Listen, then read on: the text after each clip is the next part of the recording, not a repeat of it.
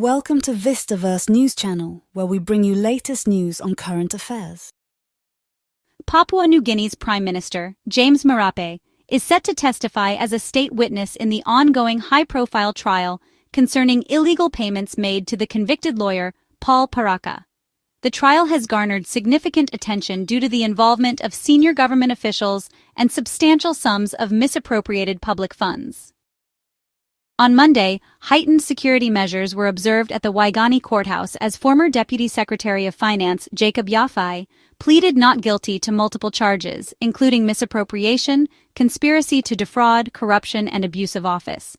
These charges are linked to payments made to Paraka's law firm between 2012 and 2013. Yafai is accused of facilitating 4 separate payments totaling over 40 million kina, with individual disbursements of 14 million kina on November 1, 2012, 13.8 million kina on December 20, 2012, 6 million kina on March 15, 2013, and 8 million kina on May 3, 2013.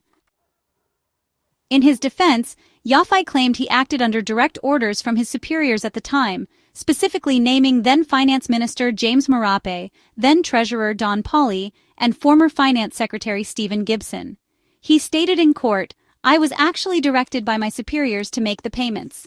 In this country, we don't say no to the boss, we say yes, boss." Responding to these allegations, Prime Minister Marape has firmly denied any involvement in authorizing payments to Paraka's firm. He asserted that upon assuming the role of Finance Minister in 2012, he instructed a halt to all payments pending verification of the claims.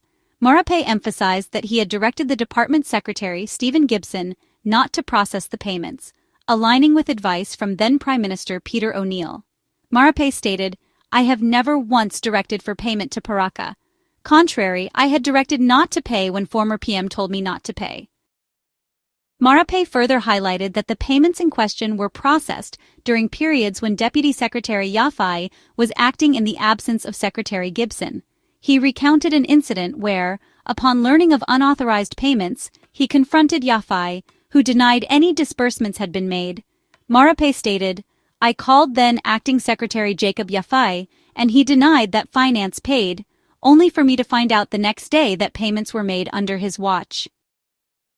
The case traces back to the conviction of Paul Paraka, who was found guilty of misappropriating over 162 million kina, approximately $45.8 million in government funds between 2007 and 2011.